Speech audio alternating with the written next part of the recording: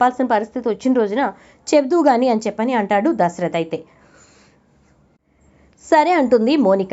అలా అన్న తర్వాత ఇక దాసుని అంబులెన్స్లో మోనిత ఉన్నటువంటి ప్లేస్కి తీసుకెళ్తాడు దశరథ్. ఊహించని విధంగా అదే రోజు అదే టైంకి కార్తీక్ మోనితను కలవడానికి వస్తాడు. కారణం, శౌర్యకి సర్జరీ చేయించాలి కాబట్టి తనకు తెలిసినటువంటి డాక్టర్స్ ఎవరైనా ఫ్రీ ఆఫ్ కాస్ట్ లేదా చాలా తక్కువ ఛార్జ్ చేస్తూ సర్జరీస్ చేసేవాళ్ళు ఉన్నారా, లేకపోతే ఎవరైనా హెల్పింగ్ హ్యాండ్స్ ఉన్నారా అని చెప్పి అడగడం కోసం మోనిత దగ్గరకు వస్తాడు కార్తీక్. ఆ టైంలోనే దశరథ్ వ్యాన్లో నుంచి అంటే అంబులెన్స్లోంచి దిగుతూ దాసుని తీసుకొచ్చి లోపల హాస్పిటల్లో తీసుకెళ్లి జాయిన్ చేస్తాడు. అది కార్తీక్ చూసి షాక్ అవుతాడు. దశరథ్ని ఇంకా ఆ స్ట్రెచ్చర్ మీద ఉన్నది ఎవరా అని చెప్పి ఫాలో అవుతూ వెళ్ళి చూసేసరికి దాసు ఉంటాడు. దాసు కనిపించట్లేదని కాశీ ఏమో అక్కడ కంప్లైంట్ ఇచ్చాడు. కంప్లైంట్ కూడా నేనే ఇప్పించాను. మరి ఇక్కడ మావయ్య ఏమో దాసుని తీసుకొచ్చి దాసు మావయ్యని తీసుకొచ్చి ఇక్కడ ట్రీట్మెంట్ చేయిస్తున్నాడేంటి, అసలు ఏమీ అర్థం కావట్లేదు అని చెప్పి మోనితను కలుద్దామని మోనితను కలిసి విషయం అడుగుతాడు కార్తీక్. దాంతో ఇక మోనిత తప్పని పరిస్థితుల్లో నిజం చెప్పేస్తుంది. అలా చెప్పటంతో ఇక దశరథ్ దగ్గరికి వెళ్తాడు. మావయ్య ఏం జరిగింది అనేసరికి ఎవరు అంటూ వెనక్కి తిరుగుతాడు దశరథ్. అలా వెనక్కి తిరిగిన దశరథ్కి ఎదురుగా కార్తీక్ కనిపిస్తాడు. కార్తీక్ నువ్వా అని చెప్పని అంటే, ఏంటి మావయ్య, దాస్ మావయ్యకి నువ్వెందుకు అంత సీక్రెట్గా ట్రీట్మెంట్ చేయిస్తున్నావు, నాకు అర్థం కాక అడుగుతున్నాను. అయినా దాస్ మావయ్య కనిపించట్లేదని చెప్పి కాశీ వచ్చి నీకు కూడా చెప్పాడు కదా, మరి అప్పుడైనా దాస్ మావయ్య నా దగ్గరే ఉన్నాడనే విషయాన్ని నువ్వెందుకు చెప్పలేదు అని చెప్పని అంటే, ఏం చెప్పమంటావు, ఎలా చెప్పమంటావు చెప్పు అని దశరథ్ అంటాడు. ఏం జరిగింది, ఎందుకు నువ్వు అంతలా నర్వస్ అవుతున్నావు అని అనగానే, దాస్ ఈ పరిస్థితికి రావడానికి కారణం ఎవరో కాదు కార్తీక్, జ్యోత్స్నే అని చెప్పని అంటే, జ్యోత్స్న ఏం చేసింది అంటే, దాసు తల మీద కొట్టడం నేను చూశాను. అక్కడి నుంచి దాసుని తీసుకెళ్లి ఒక చోట పడేసింది. చచ్చిపోయాడు అనుకుంది, కానీ చచ్చిపోయాడో లేదో కన్ఫర్మేషన్ కోసం రాయితో కొట్టి చంపాలనుకుంది. అలా అనుకున్నటువంటి జ్యోత్స్న ఎక్కడ చంపేస్తుందోనని చెప్పి నేను భయపడి తనని మొత్తానికి అక్కడి నుంచి డైవర్ట్ చేసి పంపించేశాను.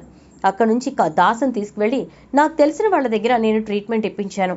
ఇక అక్కడ కూడా ఉంచటం సేఫ్ కాదు, ఒకవేళ పోలీసులు ఎంక్వైరీ అంటూ మొదలు పెడితే కన్ఫామ్గా ఇక ఆ హాస్పిటల్ తెలిసిపోతుందని నీ ఫ్రెండ్ మోనితని అప్రోచ్ అయ్యాను అనగానే, మోనిత మీకెలా తెలుసు అంటే, తను మీరు కాలేజీలో చదువుకునేటప్పుడు నా దగ్గరకు వచ్చిందిలే.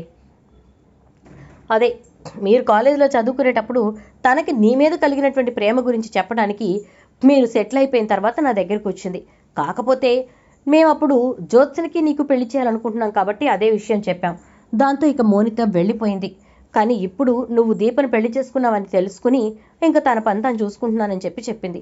నాకు అందుకే మోనిత గుర్తుకొచ్చింది అని చెప్పని అనగానే, ఇప్పుడు మోనిత ట్రీట్మెంట్ చేస్తుందా అంటే అవును అని చెప్తాడు దశరథ్. అయితే ఇక వెంటనే కార్తీక్ మోనిత దగ్గరికి వెళ్ళి, చాలా థ్యాంక్స్ మోనిత, మొత్తానికైతే మా మావయ్యని కాపాడుతున్నావంటే, ఆయన మీ మావయ్య నాకు అంకుల్ ఏమీ చెప్పలేదు అని చెప్పని అంటే, చెప్పను, నువ్వు జాగ్రత్తగా ఆయనకి ట్రీట్మెంట్ చేయి, నేను ఏం చేయాలో అది చేస్తాను అని చెప్పేసేసి ఇక అక్కడి నుంచి బయలుదేరి ఇంటికి వెళ్తాడు. అలా ఇంటికి వెళ్ళి జ్యోత్స్నకి ఫోన్ చేస్తాడు.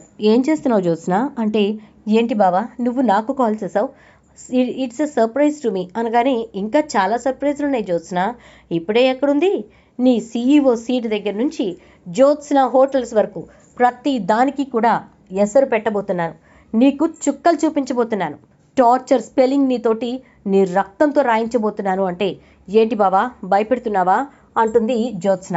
భయపెట్టడమా, నిన్న అసలు నీకు భయం అంటే తెలుసా, అంత తెలిసినవైతే ముందు ఆడదానిలో ఉండేదానివి, భయపడటం సంగతి తర్వాత ఆడదానిలో ప్రవర్తించేదానివి, ఆడదానిలో ఆలోచించేదానివి, నీలాంటి క్రూరత్వం కలిగిన మనుషులతోటి మాట్లాడటం కూడా దండగా, కానీ ఖచ్చితంగా నీకు నేను నరకం స్పెల్లింగ్ అనేది రాయిస్తాను, టార్చర్ పెట్టి కన్ఫామ్గా నువ్వు చేసిన తప్పు నీ నోటితోటే బయట పెట్టేస్తాను అంటాడు కార్తీక్.